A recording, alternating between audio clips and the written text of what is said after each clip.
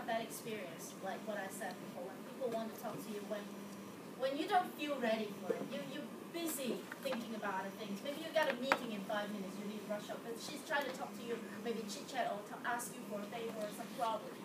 But the thing is, if you're willing to let that person have that amount of your time, and just give her the full attention in that whatever brief 1 minute, or even a 5-minute just chit-chat, 5-minute talk with that person, fully present, absorbing what that person's saying, absorbing her emotion and responding to it, you are creating a magnificent, really strong emotional connection with that buddy. And if you imagine each one of us have a piggy bank related to that level of intimacy with that person in that relationship, you can hear the sound of ka-ching, ka-ching, ka-ching, ka-ching, ka-ching, shooting up. You're making deposit in that person's mind because your relationship seems to be closer. Because every single time you do the but then actually you're distracted, you are deducting, you are taking withdrawal, you are not really responding. You are telling her one thing, something else is more important than you. And that is not a good feeling. It doesn't promote trust, and that charisma factor will be out of the window. And when you really focus, when you really relax, you will find yourself naturally not frowning. You could be smiling. It's actually quite a natural body gesture. And then that will be the most charisma-inducing factor for the body language. Well, anyway, next element. How many of you think that you would like this lady to be your boss? When she look at you like this and say, that's all. How many of you do not want to work with her at all? Anybody? If that's the way she's going to end every single conversation you're going to have with her. That's all. With that look. How many of you feel the heat on your skull because there's a hole here? Burning. Laser. Bim. Okay? With that eyes. Well, that actually tells you, in a negative way, the second essence for charisma. Another key word. Okay? Power. So what she's trying to do is, this is a negative way of showing power. If you want the other person, well, what happens is, when we look at a person, we meet somebody for the first time, we immediately try to evaluate. We can't help it. It's natural instinct. Is it a friend or enemy? Is that person going to help me? That's quite natural. So what happened is, she's trying to tell you, I may have the power, but I'm definitely not willing to help you in any way. Get out of my way. Now, this is a negative way of showing power. Some people like to do it because they keep talking about how wonderful they are, how experienced they are, how well educated they are. Yes, at the end of the conversation, you may feel that this person is the smartest guy in the world. But that doesn't mean that this guy or this person have charisma at all. Because if you only have power, but without the third element, there are only 3 adjectives left to describe you. You are cold, you are standoffish, you are arrogant. None of them are even likable in the first place.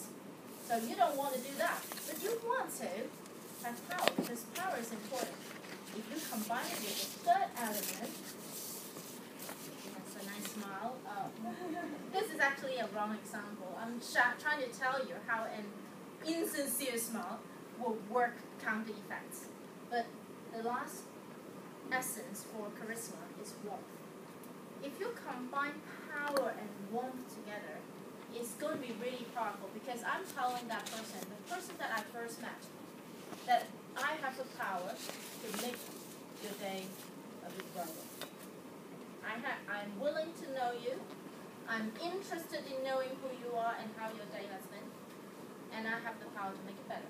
So that's the best way to show power, is to use it on somebody else and make that person feel really special.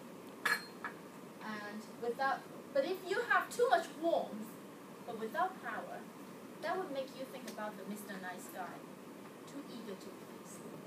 Doesn't really please anybody either.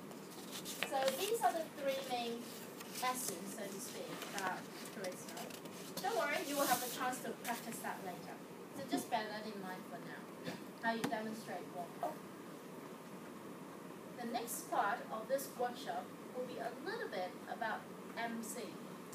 Well, as an MC, you need to speak in front of an audience. You are going to kickstart at any occasion and talk to a group of audience and make them feel excited about everything. Now, it's a tall order. It's a lot of things to do. How to be a good MC is an art. So, let's relax a little bit and find out what not to do, and I'll give you a chance to find out what to do. And you may not know this movie. Whether you know the whole movie or not is not important. I only want to show you one particular clip when Bridget Jones, this lady here, okay,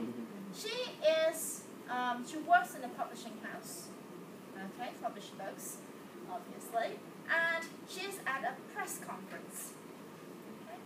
Her job is to greet the audience, create some enthusiasm, and just kickstart talking about welcome them, and talk a little bit about this event, and introduce her boss. Her boss is called Fitzherbert to the stage. And pretty much that's the end of the job. Well, let's see how well she does.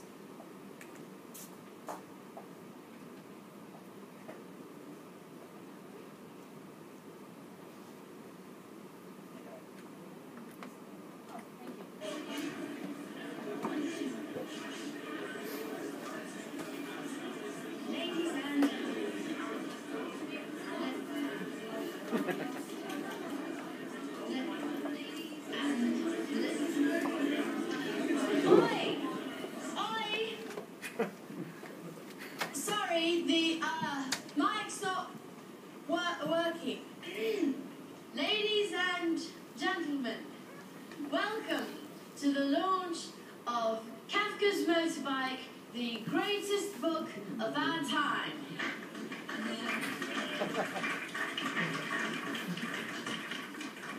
Obviously, except for your books, Mr. Rushdie, which are also very good. And Lord Archer, yours aren't bad. Anyway, what I mean is, welcome, ladies and gentlemen. Thank you for coming to the launch of one of the top 30 books of our time. Anyway, at least, and here to introduce it properly is the man we all call Mr.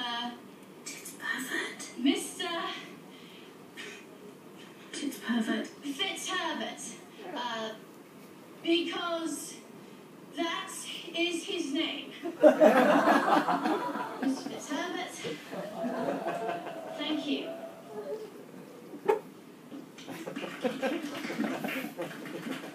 Thank you, Brenda.